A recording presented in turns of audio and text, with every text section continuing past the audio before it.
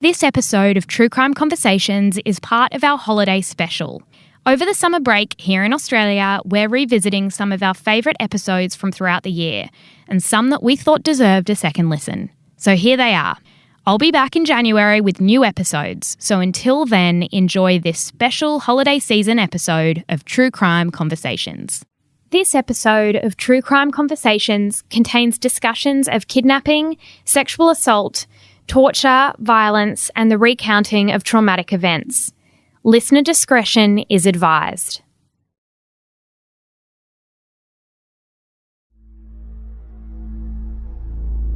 It was a windy day in January 1965 when Marion Schmidt and Christine Sharrock decided to go to the beach. The two girls, both aged 15, were neighbours who had quickly become best friends and were on school holidays, likely becoming restless as the weeks dragged on. So that day, on January the 11th, they left their homes in the suburb of West Ryde, which is only an hour or so from Sydney CBD, and caught the train to Cronulla Beach. In tow were Schmidt's 4 youngest siblings. They all arrived at Cronulla at around 11 a.m, only to find that the beach was closed due to weather conditions. The girls then set up a picnic on the southern end of the beach, sheltering themselves from the wind. As the afternoon wore on, the children began complaining about the weather. The stirred-up sand was stinging their legs. But the girls had somewhere they wanted to go, just them. So at a little past 1 p.m, they left the 4 siblings, promising they'd be right back. What followed was one of the most horrific and baffling murders New South Wales has ever seen, which would turn into the largest investigation in Australian history. It's now known as the Wanda Beach murders. No one has ever been charged with the murder of Mariana Schmidt and Christine Sharrock. But would later events tell us exactly who was responsible?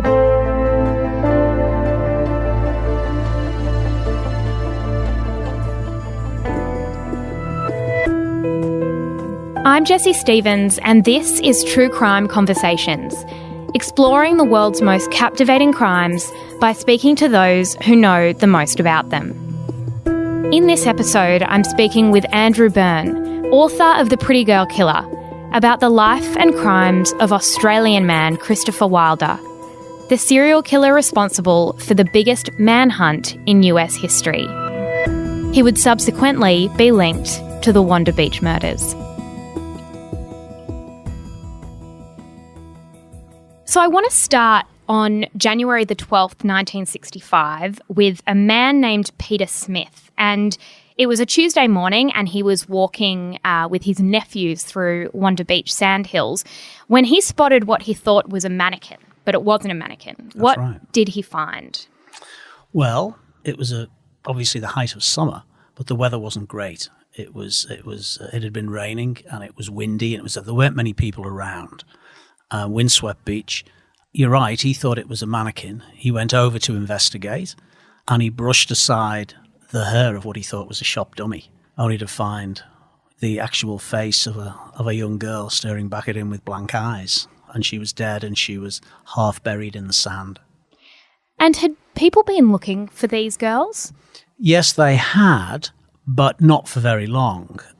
The girls had gone to the beach the previous day. So there was Marianne Schmidt and there was Christine Sharrock, and they'd gone with Marianne's 4 younger siblings. And after picnicking at Cronulla Beach, opposite the railway station, the girls, and this has always been part of the mystery of Wanda Beach, why the girls walked so far, and it would be a couple of kilometres, up the coastline towards Wanda Beach. Why did they go there? Why did they take the little ones? But when they got there, was it to meet someone they'd met earlier that day? It was an arrangement that had been made. The girls were excited about going there. When they arrived, because it was blowing, the wind was so strong, it was whipping up the sand against the little ones' legs and it was stinging them. So they put the little ones under the beach towels and said, "You play here, we're just going to go for a walk." And the girls went off. And of course, apart from Marianne's 7-year-old brother Wolfgang, they were never seen alive again.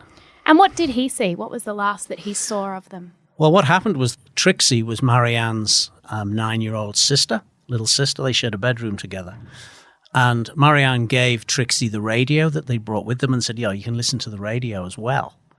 And then the girls said, we'll see you in about 20 minutes. And they walked off. And they told them that they were going to go back eventually and pick up their belongings and the rest of their lunch and bring it back to them. But they walked away in the wrong direction. They walked north. And so one of the brothers said to Wolfgang, after about 10 minutes, go and see what your sister's doing, see if you can find her. Wolfgang was 7 years of age and full of beans. He just ran everywhere. He was a kid who lived life at 100 miles an hour. He ran, saw them in the distance, got to about 10 meters away from the two girls. And walking with the two girls, in between them, was a man, a boy, a youth, really. He became known as the surfy youth. That was the kind of moniker that was put on him by the newspapers. This is a 7-year-old boy describing him, remember? So to a 7-year-old, does an 18-year-old look like a man?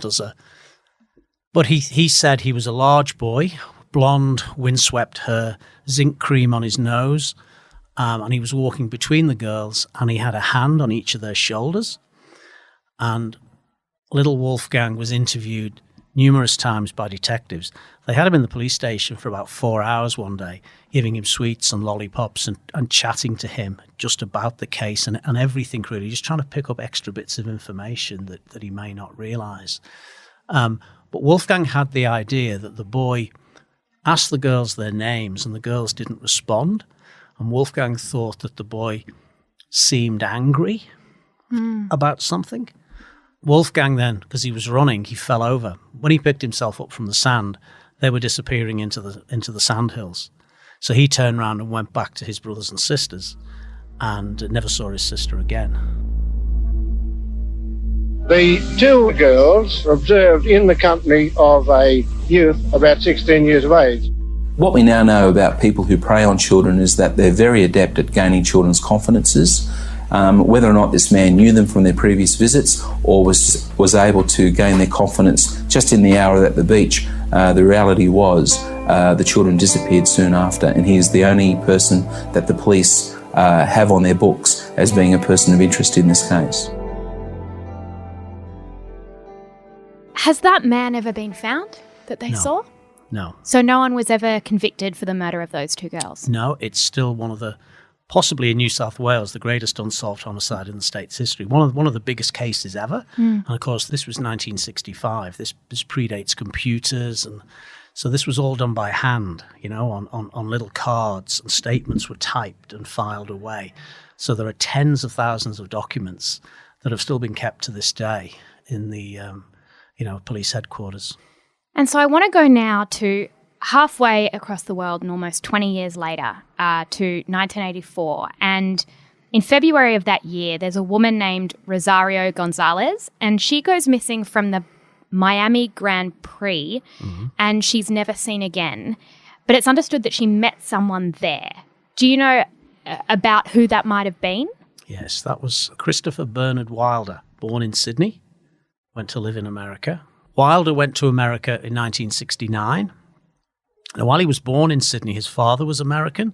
He was a US Navy war hero in the Second World War.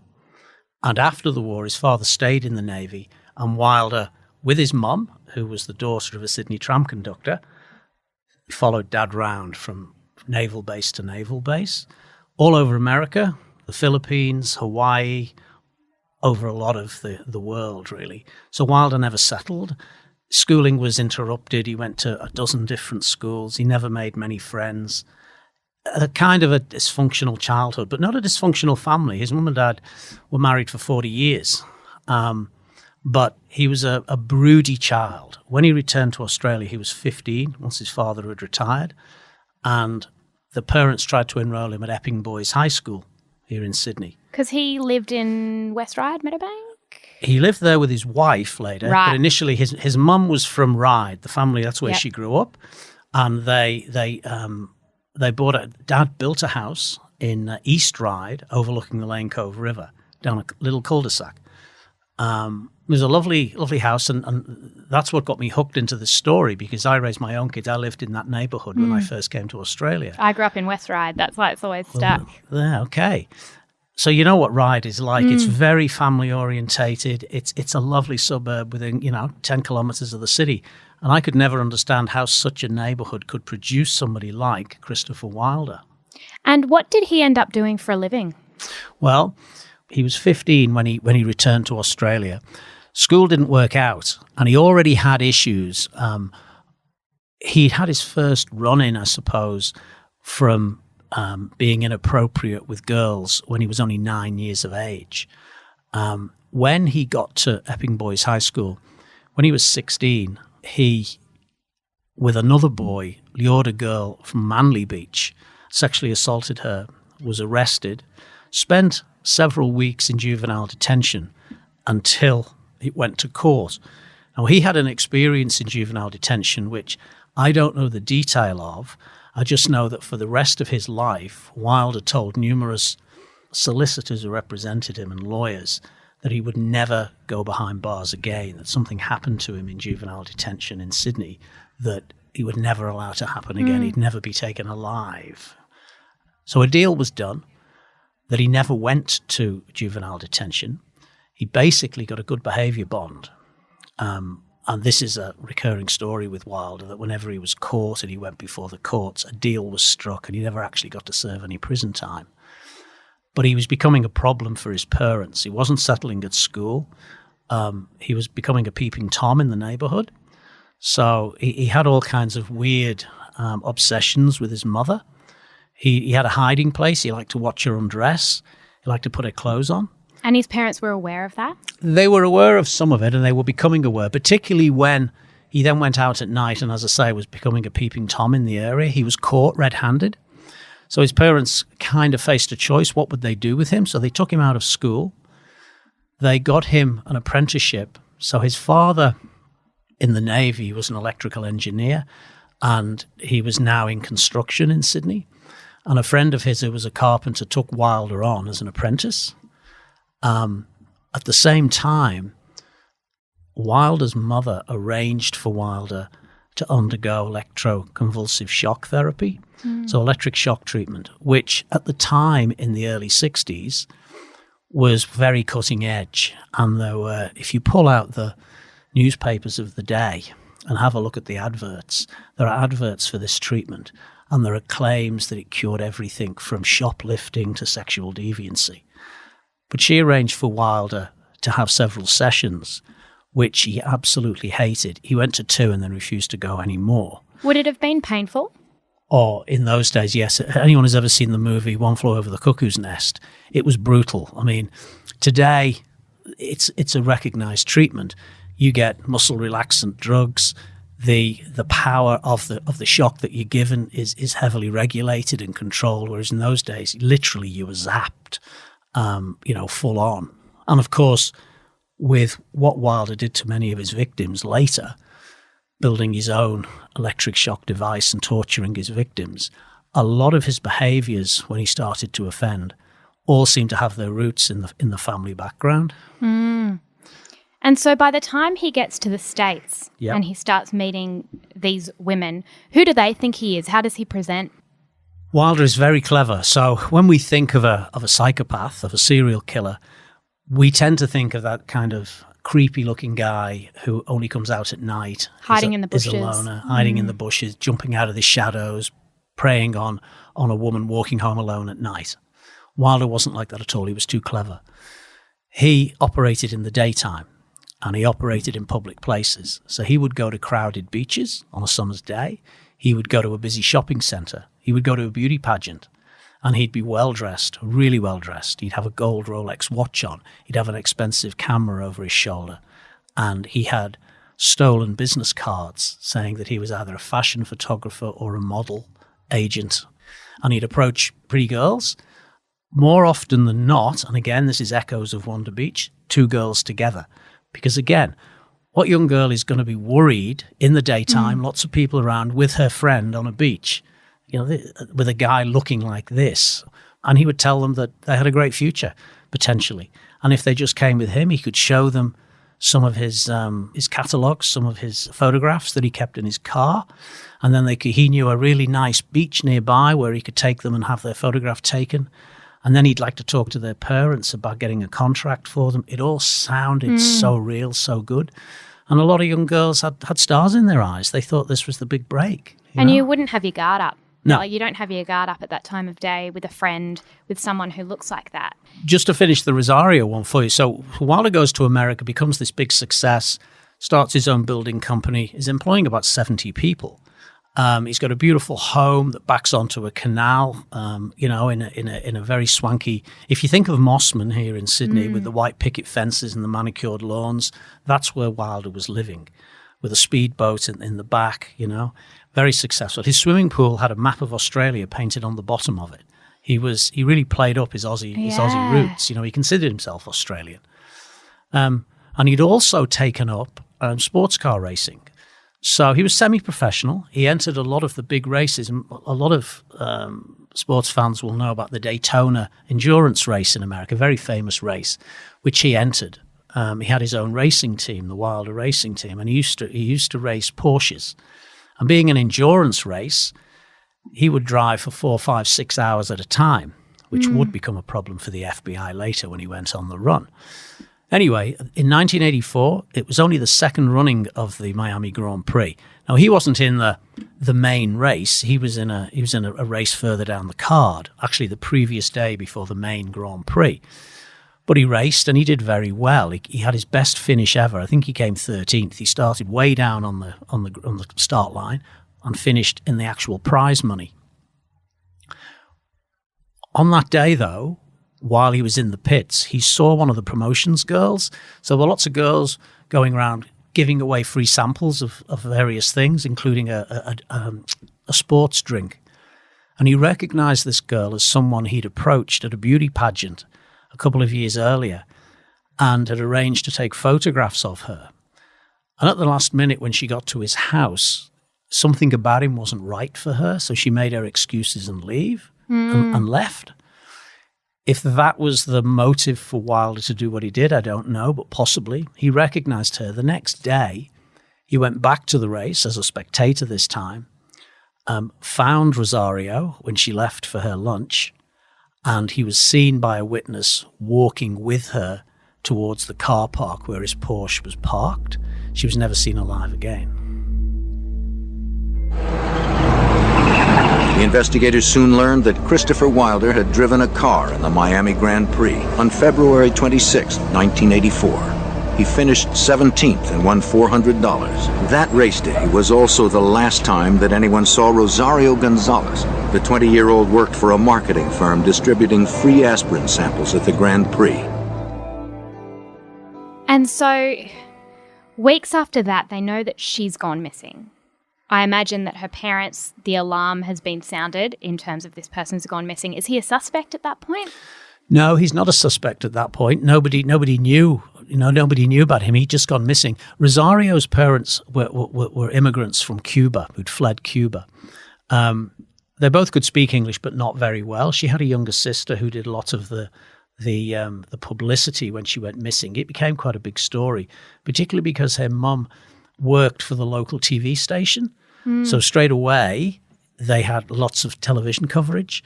But it was several weeks before the witness who saw Wilder walking with Rosario came forward. Until then, the police, you can imagine, I think there were 300,000 people had come to Miami to watch the race. She was a young girl. Police needed to discount the theory that she may have run off with somebody, because she was engaged to be married only literally 6 weeks later.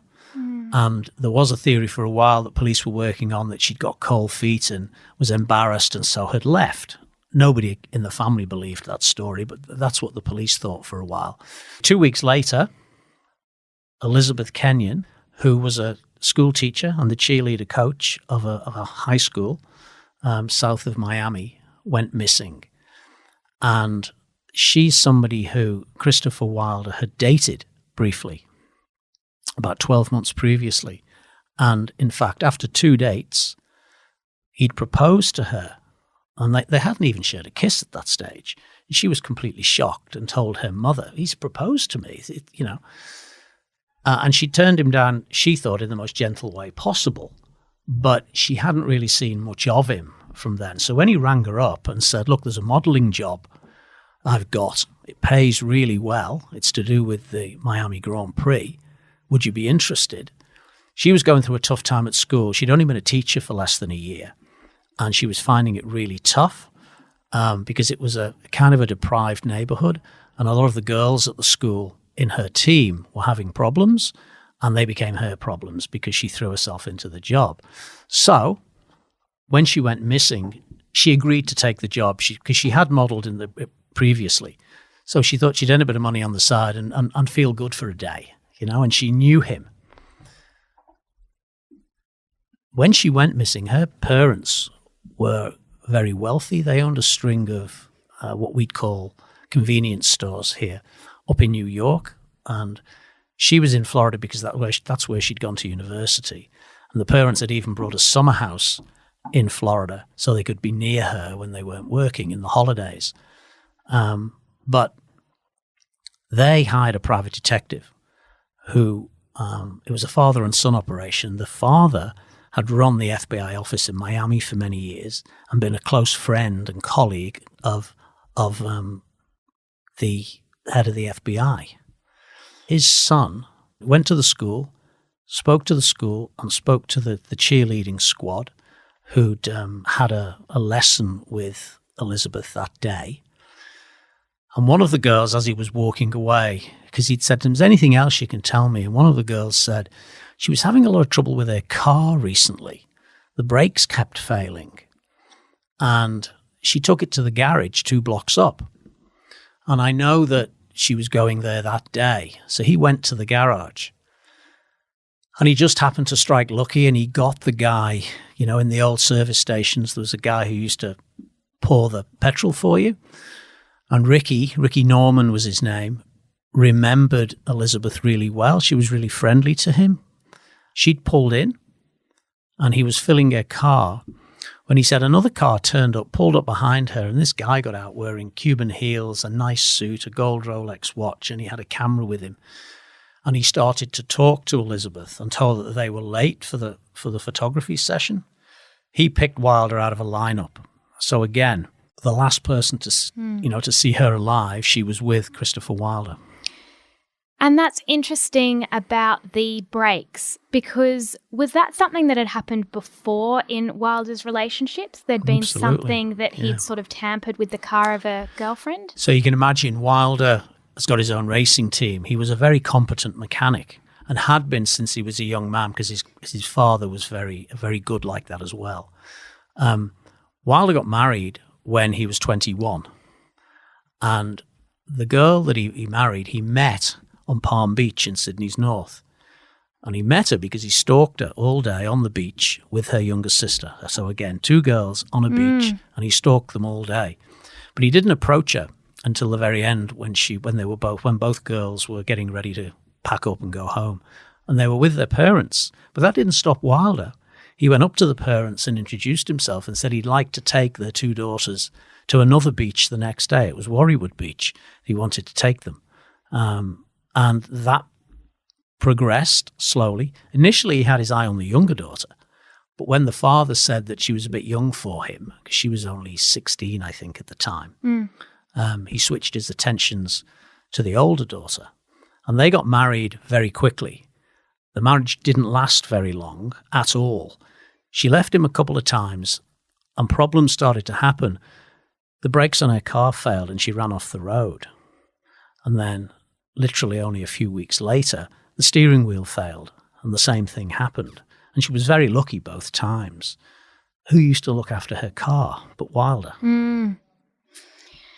So we know that he was sort of in these strange relationships, and obviously there's a trend there with how he treated women. Yep. What happened next was a string over 6 weeks, a cross-country crime spree, which is, one of the most significant and horrific crimes that are on record, I think, across the United States. So can you talk us through what happened after we know what happened to Elizabeth Kenyon? What happened next? Well, the private detective now knew that Wilder was the last person to be with Elizabeth Kenyon. There was only 2 weeks between Elizabeth Kenyon and Rosario Gonzalez. He realized from television reports that Rosario looked very similar to Elizabeth Kenyon, had been at the Miami Grand Prix and had gone missing. So it didn't take him long to piece together that the same person could be responsible. And what did the women look like?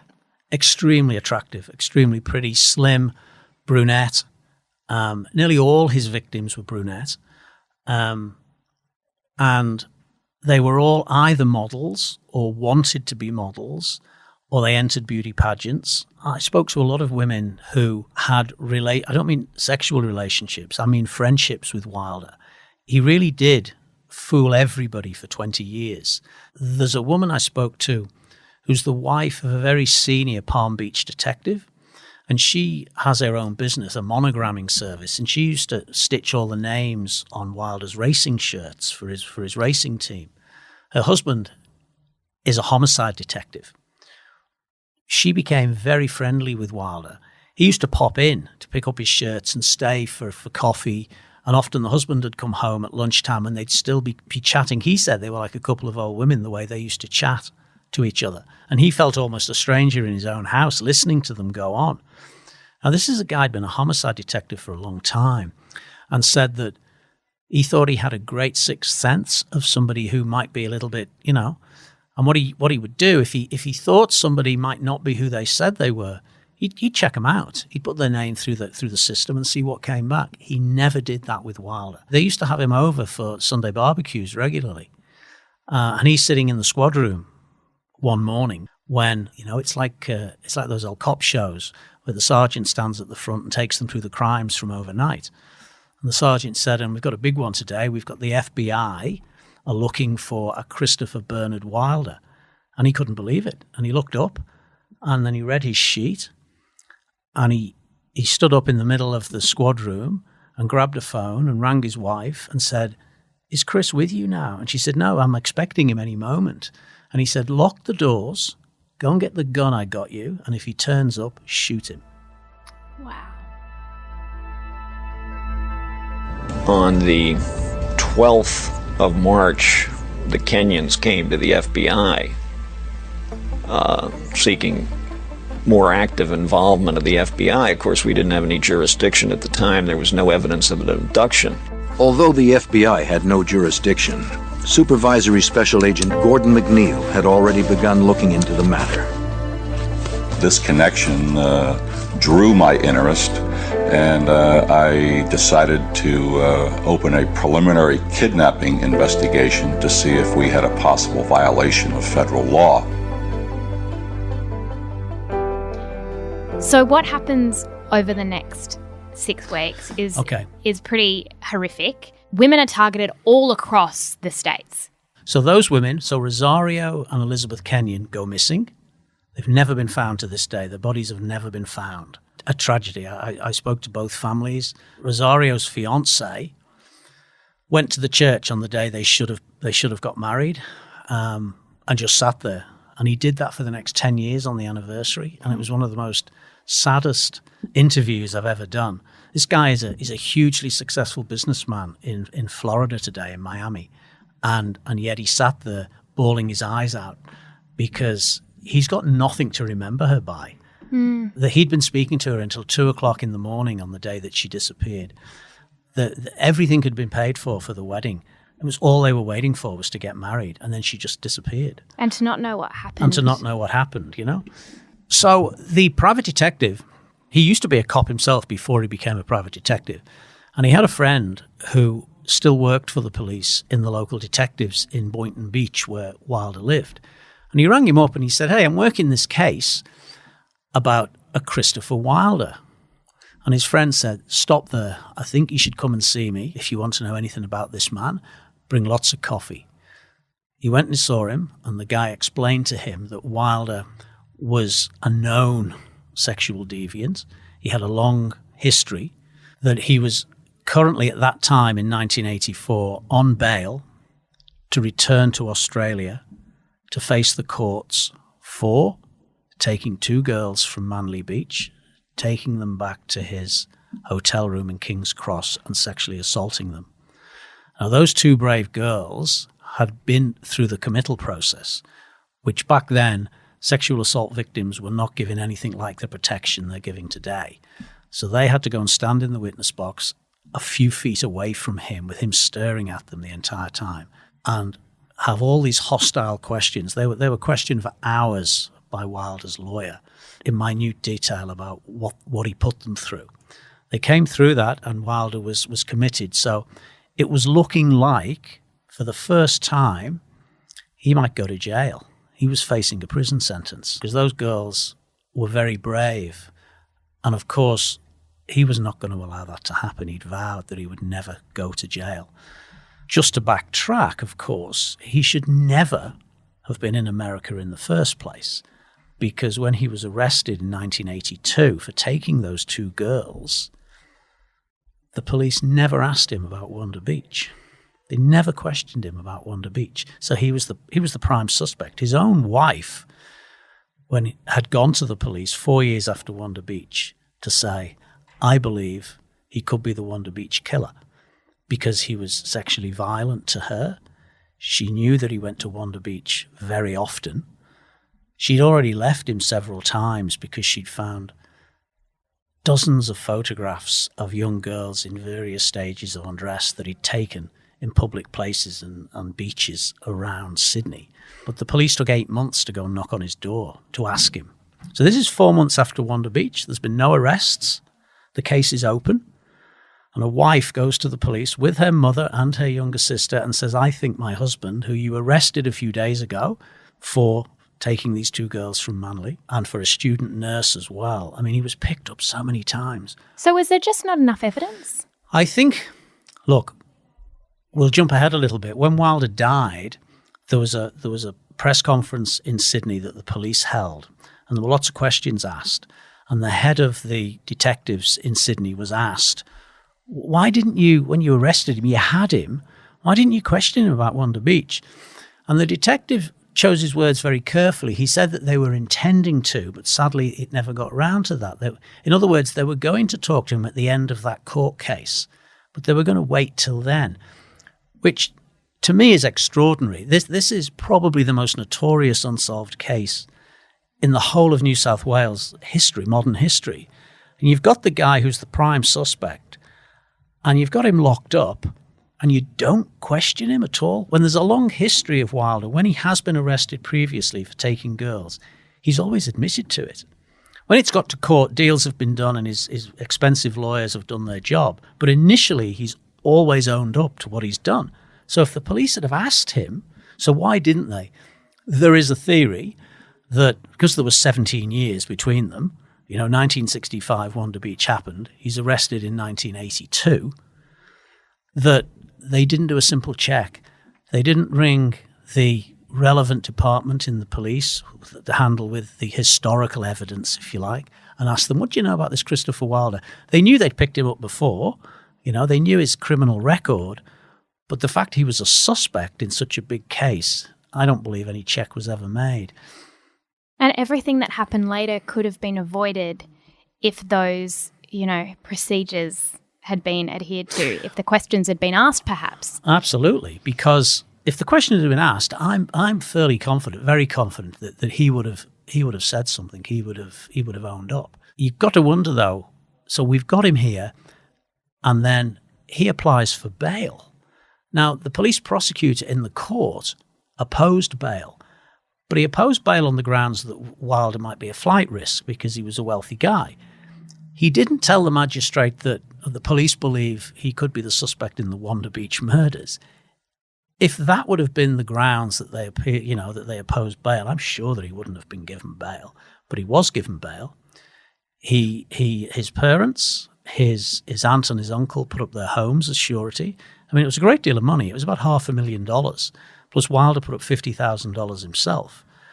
He was granted bail, and he got on a plane, went to America, and never came back. But he was due to come back only a week before he went on the run. Do you think that's why he did it? What you had is you had a situation where he was contacting his parents because it was coming up for their wedding anniversary too, their 40th wedding anniversary, and they were very keen for him to be home because it coincided with the court case that he was due to come back for. But all his mother could talk about was the shame it was going to bring on the family, because for years, Wilder had been getting into trouble and his mum had been getting him electric shock treatment or therapy sessions or encouraging him to go to America.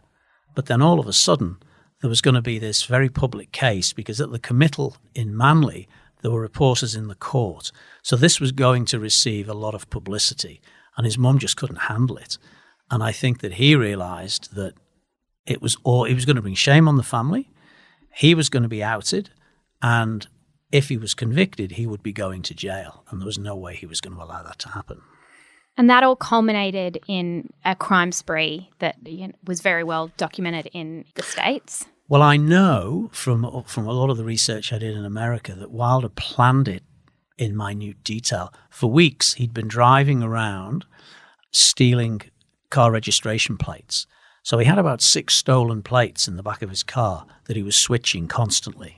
The day before he went on the run, he went and bought a car ostensibly for his business.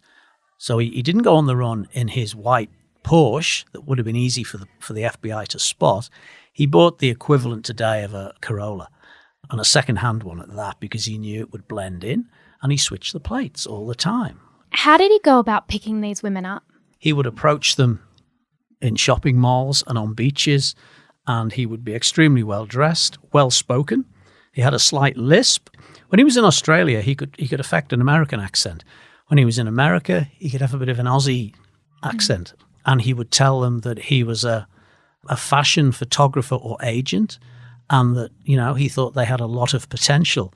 But, to be a model, you had to be fully committed. So they needed to come with him now so he could take some photographs.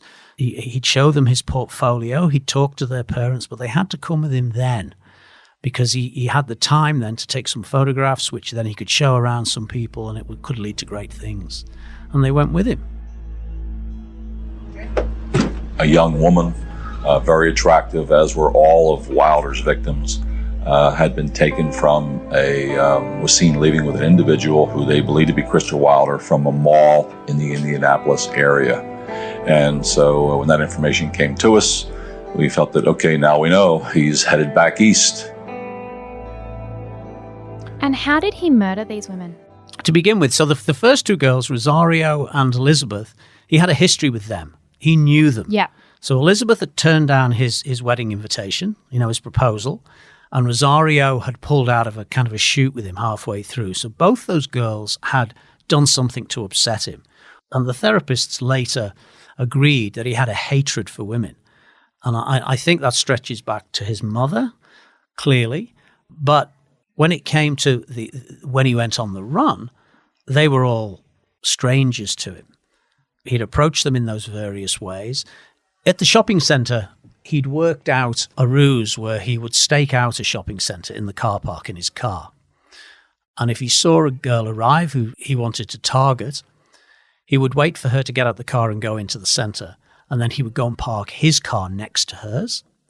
Then he'd go into the shopping centre and he'd stalk her, and he'd wait for the right moment, and then he'd approach her with his spiel about being the agent. He had the camera over his arm, he had the gold Rolex, he had the business cards, he had all that. And he'd say to them, come and have a look at the portfolios that I keep in my car. Again, it's a public place. Do you know what I mean? He was well-dressed, well-spoken. When they got to the car, and he approached the car, she'd say, oh, you park right next to me. What a coincidence. What a coincidence. And with certainly the case of Linda Grober, who's one of the girls who he abducted and escaped, who I've interviewed at length, he had a look around, see there was nobody close by.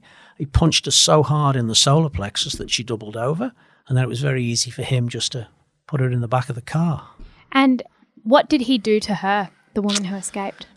Yeah, well, there were 2 women who escaped, but Linda, she was 19. She was a university student in Tallahassee, which is the capital of Florida. That's exactly the MO that he did. He saw her arrive.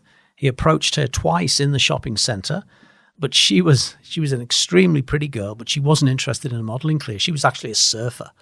And she said to him, look, you're wasting your time with me. I don't even shave my legs. I go surfing, you know.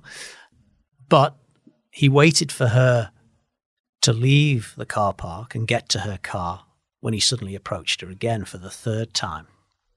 Punched her in the solar plexus, put it in the car, and then drove his car away. Nearby spot he'd already scouted out, where he binds and gags her. And then what he liked to do with all the girls that he abducted, Wilder had this ritual. He always followed the same routine. He would have her in the boot of the car, and he'd tell them that they must obey him. His father was a strict disciplinarian and a big heavy drinker. And Wilder always had to address him as yes, sir, no, sir, and obey immediately or he risked getting a beating. And Wilder did the same with the girls, with his victims. If they started to cry or if they started to plead with him, it just made him more and more angry. But he would drive around, and he liked to drive into service stations and park next to another car, another driver filling his car up. And he would get out, and he'd only put a couple of dollars worth into the thing, but he liked the feeling of power that it gave him, that inside the boot, literally 2 feet away from that driver over there, that motorist there, he had his next butterfly, as he called them. Wilder was obsessed with a book that had come out only a couple of years before Wanda Beach, actually, called The Butterfly Collector. And the book is about a guy who abducts a girl and keeps her captive in the basement of his house because he believes that he'll eventually teach her to love him. So Wilder used to call them his butterflies. And when he got bored or the girl wouldn't start to show him any affection, he'd murder her and move on to the next one. So Linda, he drives around. He used to love the Eurythmics. He used to put Eurythmics music on all the time when he was driving around. So he'd drive around for a couple of hours. With them in the boot? With them in the boot. Then he'd find a motel. And if you think of those classic American motels where you can drive straight up to the door, he'd always request the room the furthest away from reception on the ground floor. He'd back in, so literally he's only, a meter from the front door. He'd leave her in the boot, and he'd go in and he'd prepare the room. He would spray the room and all the beds with a perfume that was his mother's brand of perfume that she always wore. He would get his electric shock device torture machine out and put it next to the bed. Then he would bring the girl in, and then it was just hours and hours of torture and despicable, sexual assaults that he'd do with them. This went on with Linda for several hours, and she was a very, very incredibly brave girl. Today, would you believe, she's a world-renowned marine biologist and a mother herself, an amazing woman. But she feels this weight on her shoulders that she survived and all those other girls didn't. And she survived by the skin of her teeth. And as she says, it could have easily been that I was a victim and another girl survived. So she always was driven to make a success of her life, kind of to make up for the fact that the other girls didn't make it. Because at the time, she was a 19-year-old student who says she wasn't interested in study. She was having too much of a good time at Florida University. Whereas some of the other girls were nurses and school teachers and mothers themselves, So much like potential lost. That's right. He gets Linda into the room and he superglues her eyes closed. With most of the girls, he put blindfolds on them. Why he chose to do this with Linda, I'm not sure. But he superglued her eyes closed, tortured her, made her dance for him. He was obsessed with watching you remember the 80s with leg warmers and Jane Fonda workout videos? He used to make the girls dance for him and do this. She saw an opportunity there. His other obsession was Dallas, the TV show, and his hero was Larry Hagman, J.R. Ewing. He used to be able to quote J.R.'s kind of sayings to all his victims. It came on the TV, and his attention was distracted watching Dallas. And through a small crack in one of her eyelids, where the superglue hadn't yet dried, because he superglued them and then he used a hairdryer to try and harden the glue, to hasten the adhesive. She saw that he was distracted and she made a dive. She knew she wouldn't get to the door because there was he was on the furthest bed. There was a big American rooms where you have the 2 big double beds. Yeah. They were at the second one. She knew she wouldn't get to the door, but she knew in the bathroom there was a lock on the bathroom door.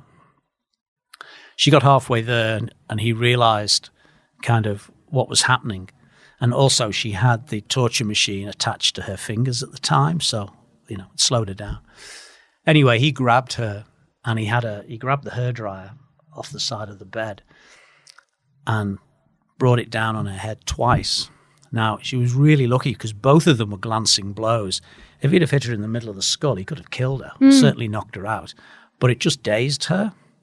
She reached up to where she thought his face was and pushed her fingers into his eyes. And that distracted him. And she got up and she got to the door, closed the door, and turned the lock just as he got there. And the lock held. She started to scream. And he could have spent, a minute battering the door down and getting to her. But he didn't know how busy the motel was, whether there was anyone next door. He took the decision to leave, and he got out of there as quickly as he could. And so she left it about half an hour. She hid in the bath and then wrapped in a towel because he took everything from the room. So all her clothes, her belongings, everything he took with him. So she just wrapped herself in a sheet from the bed and made her way to reception. And they thought, when they saw this girl, she's been tortured. They wouldn't open the door at first. But eventually the police were called, and then the FBI. And Wilder had made his biggest mistake. He'd abducted her in Florida, but then he'd driven across the state line into Georgia.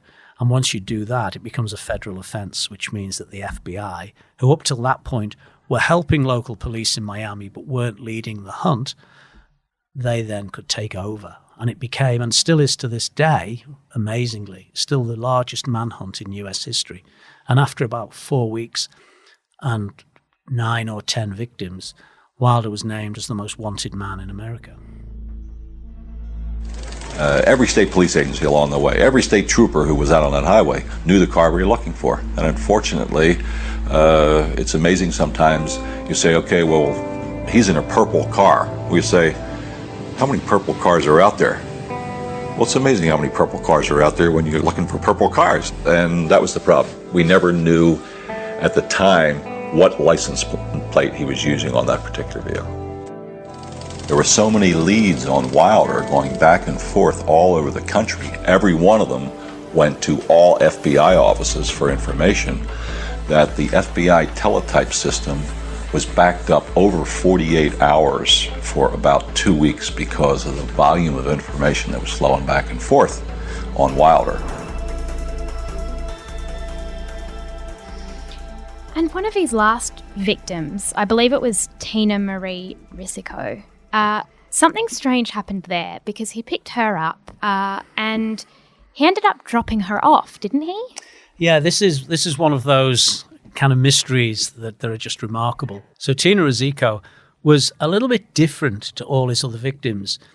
She wasn't a girl who had any aspiration to be a model. He didn't pick her up on a beach. He didn't pick her up at a beauty pageant. She was on her way to apply for a job at the local job centre. And she went with him. She'd come from a very different background too. A lot of the girls had come from really middle-class backgrounds or had wealthy parents or a wealthy father. Tina didn't have any of that. Her father had abandoned her and the mother when she was very little. Mum was actually in a motorcycle gang in LA. So she'd had a very tough upbringing. And I think that may have initially helped her with Wilder. She'd experienced hardship and pain in her life, unlike most of the other girls. And so she wasn't one who would start screaming or crying or begging for their life. She was a bit tough. She was with him for 11 days. Imagine that. She was being raped at least once a day for 11 days. She was being tortured. But she very cleverly decided early on that the best chance she had was to try and befriend him. They drove from LA to New York, right across the country, thousands and thousands of kilometers. And that's a lot of hours in a car together with a guy who's raping and threatening to kill you, every other sentence.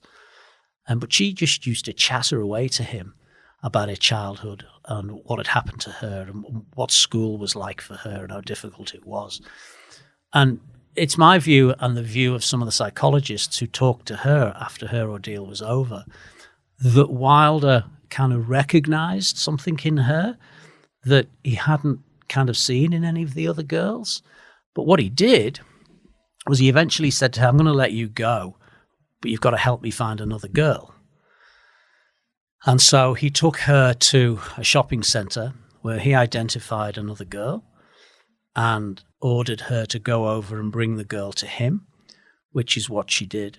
And they had that girl for a couple of days until Tina's mother, one morning in a motel, after he'd spent the night sexually assaulting both girls and torturing both girls, the next morning on the biggest morning television show in America, broadcast coast to coast, Tina's mother made an appeal, and Wilder, freaked, put the two girls in the car and drove to an isolated spot and told Tina to stay in the car while he took Dawnette, who's the name of the other girl, into the woods. There's little copse of woods there.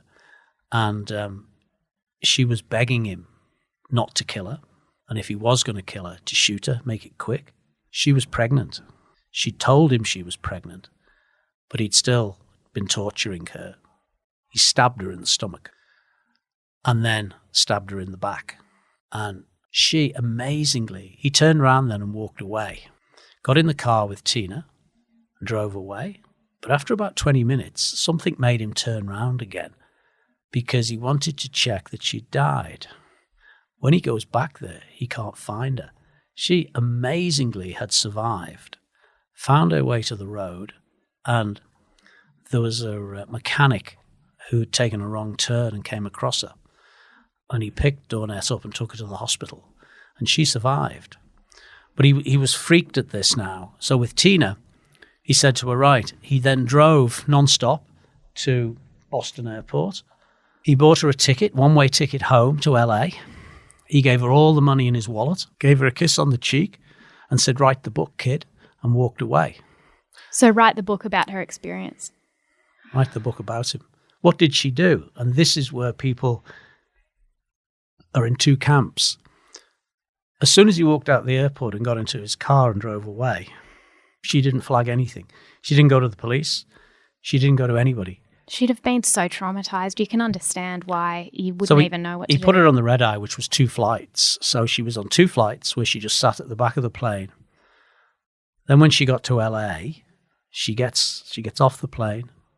The place is swarming with police and whatever, and everyone's looking for her. The FBI still thought that she was in LA, but everyone was looking for her. She got no luggage. Not many people in an airport don't have luggage. She didn't have anything. She got in a taxi, and she went to a lingerie store and bought herself whole new lingerie. The reason she did that was that she'd been with him for 11 days and she'd been wearing the same underwear for 11 days. No one can kind of understand that. People don't understand why. They don't understand the trauma that she went through. And she just wanted to feel clean. And she just wanted to feel clean. And then she went and turned herself into the police. But for many, many months, there was a clamour from people, and a lot of the families of the victims, and you can kind of understand it. You know, with 2 or 3 of the girls, she was there when they were taken. Now, the ones that survived, Dawnette told the FBI that Tina had never directly assisted him. She'd been there. There were times when he asked Tina to follow in another car. So again, people have said, well, why didn't she drive away, and raise the alarm? But he was a racing car driver. Yeah. And he'd said to her that if you try and drive away, I'll catch up with you and I'll kill you. We've all heard of Stockholm Syndrome. And she had Stockholm Syndrome times 10. And it's remarkable that she survived at all. Absolutely. It's the front page headline in every newspaper in America. Every news show, every radio show is talking about Christopher Wilder and showing his picture and saying his name, Christopher Wilder. It was absolutely no doubt in my mind. I mean, I'd spent hours with this person that's who he was. And I just identified him as clearly Christopher Wilder. I was in the hospital for a week or something like that, and then I had to basically leave the country while he was still a fugitive because they were concerned about my safety. They were concerned about my family's safety. And it was eventually at a petrol station that he stops and is recognised by police who I imagine would have thought they were seeing things. To just see the person that is the most wanted person in the entire country. That's right. What do they do when they see this person? Well, it's quite ironic, isn't it, that Wilder has been chased for 6 weeks by the FBI, 500 agents and hundreds of police. But it's a state trooper in a small little town about 3 kilometers short of the Canadian border in New York State, who recognizes the number plate, the registration plate of this stolen car, because Wilder's last victim was a young mum. So one Dornette had escaped. He knew straight away that he needed to find another vehicle. So he'd gone straight to a shopping centre. And really, he knew his time was running out. He knew it. And he'd said to Tina Rizzico that he'll never be taken alive, which is why he wanted her to let her go. He said, I don't want you to see them kill me. He saw Beth Dodge, who was a young mum who'd recently got divorced and was raising a daughter on her own. He'd seen her arrive in a nice car, a Pontiac. And as she pulled up, he pulled in behind her, got out the car, pointed the gun at her, and told her he got in next to her in the car and told her to drive, and then told Tina to follow on in the car that he'd been driving. They drove a little way out of the town. He just took her straight out of the car and shot her. He only killed her for her car. There was nothing else. He didn't sexually abuse her or anything. He just killed her for the car. So that was a stolen car. So the FBI knew what car he was driving at that stage, because there had been some doubt up to then which car he was in.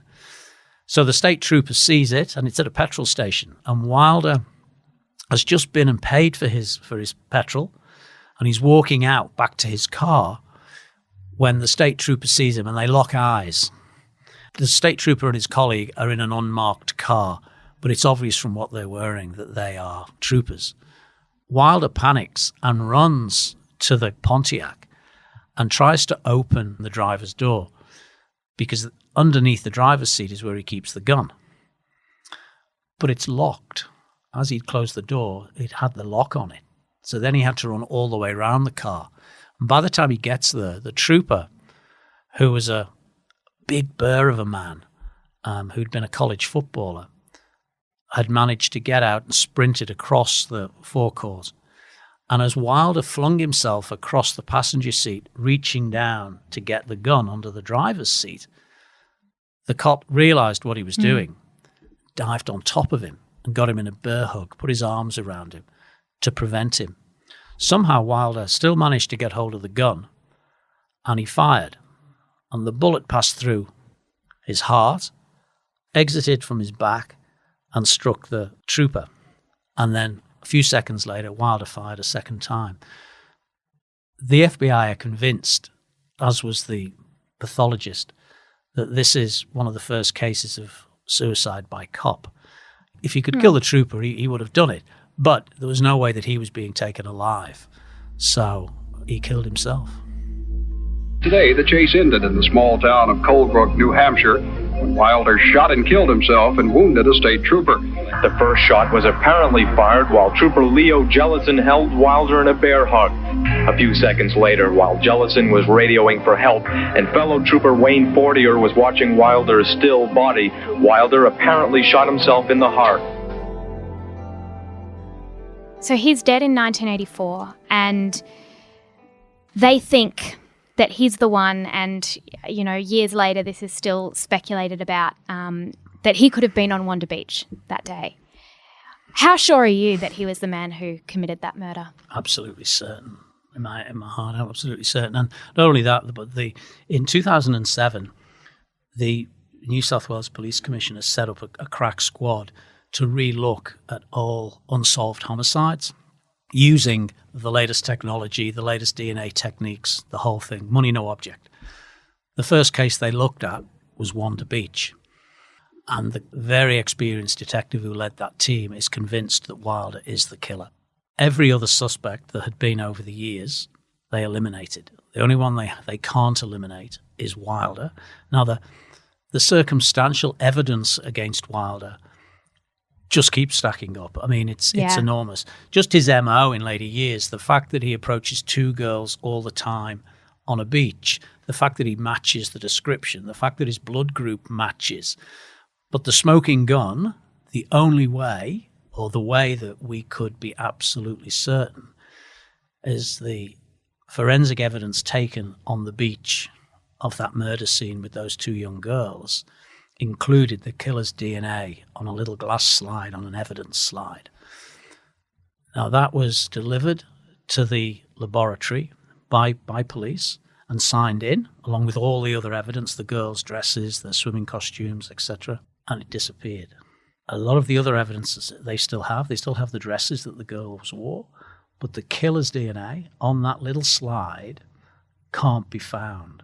Now, detectives and the public health people have done searches of everything. They've spent weeks and weeks and weeks going through tens of thousands of evidence slides, and they can't find it. That would tell us once and for all. So what we're left with, without that, is if the medical science, the collection of DNA, the DNA profiling science progresses so far that they can retest the dress and find a minute fragment of DNA, but that they can still build a profile from that small. The problem is every time they do it, it degrades. So they did it a couple of years ago. They had a tiny little piece of DNA that they found on Marianne's dress that they sent to New Zealand to a lab there that's at the forefront of this. At the same time, they took DNA swabs from all of Marianne's family, and sadly it came back that it was one of her siblings that the DNA sample belonged to. It wasn't the killer. But that's not to say that the killer's DNA isn't on the dress. They just need to be able to find it, I wonder if that will ever happen. Thank you so much for your time today. Thank you. It's such an important story, and I think especially because the Wanda Beach murders, that's something so much still in the Australian consciousness, and to know that we're that close, but that we sort of know who did it. I think we do. Yeah. Thank you so much for your time. I think an important point to make is that these people are not always demons, and they don't always have tattoos, they don't always have long hair. They're often extremely eloquent, and they're disguised, and they can fit easily into your father's living room after dinner sipping a wine or a brandy.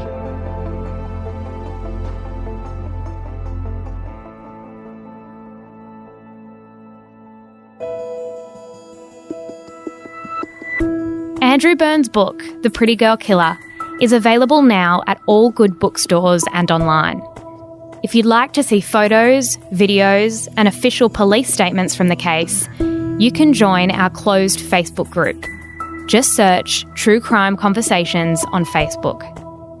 You can get in contact with the show by emailing truecrime@mamamia.com.au. True Crime Conversations is a Mamamia podcast hosted by me, Jessie Stephens, and produced by Elise Cooper.